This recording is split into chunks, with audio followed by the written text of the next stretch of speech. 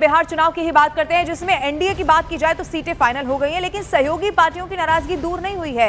एक तरफ उपेंद्र कुशवाहा ने अमित शाह से मिलने की शर्त रख दी है, तो वहीं दूसरी तरफ खबर अब यह मिल रही है कि जीतन राम मांझी 15 सीटों की मांग पर अड़े हुए हैं। एनडीए के दो सहयोगी उपेंद्र की पार्टी आरएलएम और जीतन राम मांझी की पार्टी एचएएम ने एनडीए की मुश्किलें और ज्यादा अब बढ़ा दी हैं। दो अलग अलग तस्वीरें आपके टेलीविजन स्क्रीन पर है। एनडीए ने सीट शेयरिंग का फॉर्मूला क्या होगा वो सामने रखा, लेकिन अंदर खाने नाराजगी की खबरें सामने आ गई। बताया तो कल तक ये भी जा रहा था कि नीतीश कुमार की भी कुछ असहमति है कुछ सीटों को लेकर, लेकिन दो सहयोगी पार्टियों को आप देखिए जिनके बारे में बताया जा रहा है, आरएलएम हो या फिर एचएएम हो, कम से कम 15 सीटें उधर जीतन राम मांझी मांग रहे हैं, उधर उपेंद्र कुशवाहा कह रहे हैं कि एनडीए में सब कुछ ठीक नहीं है। और एनडीए में सीटों से नाराज आरएलएम के उपेंद्र कुशवाहा कुछ देर में दिल्ली पहुंचने वाले हैं। उन्होंने दिल्ली में गृह मंत्री अमित शाह से मुलाकात की शर्त रखी है। दिल्ली जाने के दौरान उन्होंने कहा कि सब कुछ ठीक होने की उम्मीद है, जबकि कल उन्होंने बयान दिया था कि इस बार एनडीए में कुछ भी ठीक नहीं है। दिल्ली रवाना होने से पहले उन्हें बनाने का दौर सुबह तक जारी रहा। धर्मेंद्र प्रधान, सम्राट चौधरी ने कुशवाहा से मुलाकात भी इस बाबत की थी। सुबह तक मान मुनव्वल का ये दौर यहाँ पर जारी रहा। बताया जा रहा है कि अमित शाह से मुलाकात यहाँ पर होगी और सुबह 5 बजे से ही देखिए ये रूठे हुओं को मनाने का जो ये दौर है, क्योंकि तारीखों का ऐलान सामने आ चुका है, उम्मीदवारों की लिस्ट सामने आ रही है, लेकिन नाराजगी ना रहे यही कोशिश। नाराज और प्रसन्न होने का कोई मामला नहीं है, आपको उनसे सवाल पूछना चाहिए। लेकिन पहले आपने अपने लोगों से माफी मांगी, फिर शेरो शायरी आपने की, साजिश की बात कही। क्या उपेंद्र कुशवाहा के साथ साजिश हो रहा है? देखिए, क्वालिटी ऑफ सीट नहीं मिला है। This time nothing is well in NDA. हालांकि दिल्ली रवाना होने से पहले उपेंद्र कुशवाहा ने कहा कि दिल्ली इसीलिए जा रहे हैं क्योंकि उम्मीद इस बात की है कि सब कुछ वहां पर ठीक हो जाएगा। नाराज और प्रसन्न होने का कोई मामला नहीं है, आपको उनसे सवाल पूछना चाहिए। लेकिन पहले आपने अपने लोगों से माफी मांगी, फिर शेरो शायरी आपने की, साजिश की बात कही। क्या उपेंद्र कुशवाहा के साथ साजिश हो रहा है? देखिए, क्वालिटी ऑफ सीट नहीं मिला है।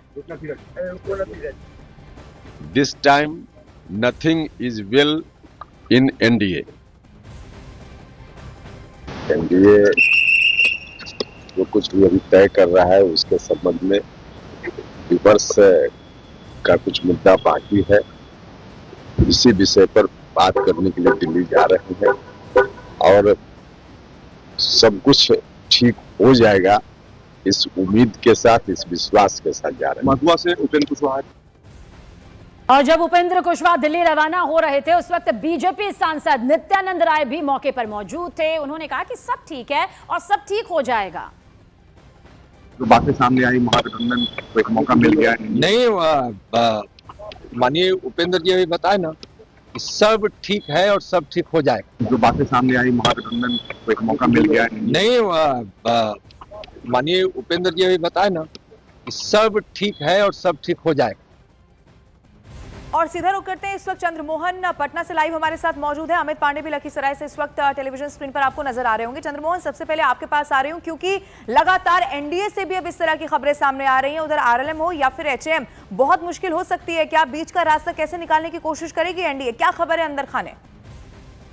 बिल्कुल, देखिए इसी बीच के रास्ते को निकालने के लिए उपेंद्र कुशवाहा आज दिल्ली जा रहे हैं, जहां पर वो गृह मंत्री अमित शाह से मिलेंगे और उनके साथ नित्यानंद राय मौजूद है। आपने देखा होगा कि पूरे सीट बंटवारे के प्रकरण में नित्यानंद राय हर वो सहयोगी पार्टियों के नेताओं के साथ मिले हैं जो अभी बिहार में चुनाव साथ लड़ रही है। और ऐसे में आज नित्यानंद राय उपेंद्र कुशवाहा को दिल्ली लेकर जा रहे हैं और कोशिश ये की जा रही है कि एनडीए में जो सीट बंटवारे तो हो गए, लेकिन अभी भी कहीं ना कहीं नाराजगी, चाहे वो उपेंद्र कुशवाहा की हो या फिर हिंदुस्तानी अवामी मोर्चा के जीतन राम मांझी का हो। जीतन राम मांझी ने भी कल साफ तौर पर यह कहा था कि 2 सीट पर वो अपना उम्मीदवार इसके अलावा उतारेंगे। 6 सीटें मिली हुई है, लेकिन 2 सीट बोधगया और इमामगंज जैसा सीट है जिस पर उन्होंने साफ तौर पर यह कहा कि चिराग पासवान की पार्टी के खिलाफ अपना उम्मीदवार उतारेंगे। तो साफ तौर पर समझा जा सकता है कि उपेंद्र कुशवाहा एक तरफ नाराज है तो वहीं दूसरी तरफ हिंदुस्तानी अवामी मोर्चा के नेता जीतन राम मांझी भी नाराज हैं और कोशिश ये की जा रही है एनडीए की तरफ से कि एक एक सीट दोनों को देकर और उसके बाद पूरे जो सीटों के बंटवारे के बाद जो नाराजगी है उसको दूर किया जाए। जो जानकारी मिली है उसके मुताबिक आज इसको दूर कर लिया जाएगा जब गृह मंत्री अमित शाह से मुलाकात होगी उसके बाद से। लेकिन क्या उपेंद्र कुशवाहा को अगर एक सीट दे दिया जाए या फिर हिंदुस्तानी अवामी मोर्चा को एक सीट और दे दिया जाए तो ये लोग मान जाएंगे, ये सबसे बड़ा सवाल है। क्योंकि दोनों लोग 15-15 सीट मांग रहे थे और ऐसे में 6-6 सीट एनडीए में मिला है इन लोगों को, तो कहीं ना कहीं इस बात को लेकर नाराजगी है। आज से 2 दिन पहले जब ये लोग दिल्ली से मीटिंग के बाद लौटे थे उसके बाद से उपेंद्र कुशवाहा बात नहीं कर रहे थे, लेकिन कल जब देर रात उन्होंने मीडिया से बात की तो उन्होंने साफ तौर पर कह दिया कि एनडीए में सब कुछ ठीक नहीं है। ऐसे में ये दिखा रहा है कि उपेंद्र कुशवाहा की नाराजगी जो है वो अभी भी है और दिल्ली में जब बैठक होती है उसके बाद क्या रास्ता निकलता है ये सबसे महत्वपूर्ण होगा। चंद्रमोहन, आपके अलावा हमारे साथ अमित पांडे भी बिहार के लखीसराय से मौजूद हैं। अमित, आपकी तरफ रुख करेंगे। मनमुटाव तो सामने आ गया है और देखिए खुलकर सामने आया है। हालांकि मजबूत रणनीति के साथ एनडीए कह रही है कि हम अब चुनावी मैदान में कूद रहे हैं, लेकिन सियासी समीकरण किस तरफ इशारा कर रहे हैं अमित?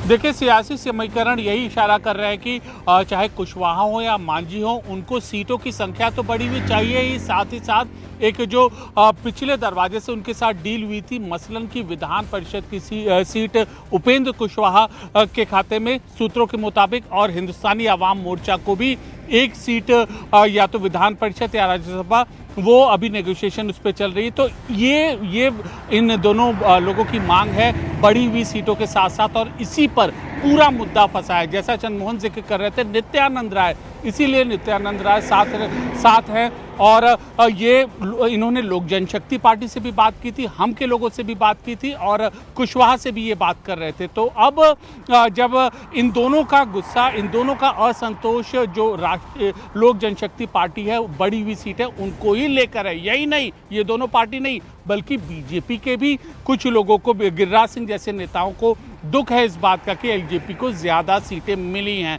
तो ये बड़ी चुनौती है बीजेपी के सामने, ये असंतोष बड़ी चुनौती है, क्योंकि जो प्रेस कॉन्फ्रेंस, जो एकजुट चेहरा 10 या 11 तारीख को जनता के सामने आना चाहिए था एनडीए की रणनीति के मुताबिक, वो नहीं हुआ है। इसमें 3-4 दिन की देरी हुई है, या यूं कहें कि ये कैंसिल हो गया है। तो अब इन दोनों नेताओं को किस तरीके से बीजेपी संतुष्ट करती है। 31 सीटों की 30 सीटों की बीजेपी की घोषणा और होनी है, और या तो एलजेपी अपनी सीट कम करे या अब बीजेपी क्या अपने खाते से सीट देगी, ये बड़ा सवाल है। लेकिन इन दोनों को संतुष्ट करना बीजेपी के लिए फिलहाल 2-3 दिन के डेवलपमेंट में एक बड़ी चुनौती है। ठीक है, इसीलिए सवाल ये है कि बीच का रास्ता कैसे निकलेगा। चंद्रमोहन, अमित, आप नजर बना के रखिएगा, कोई अपडेट होगा तो एक बार फिर से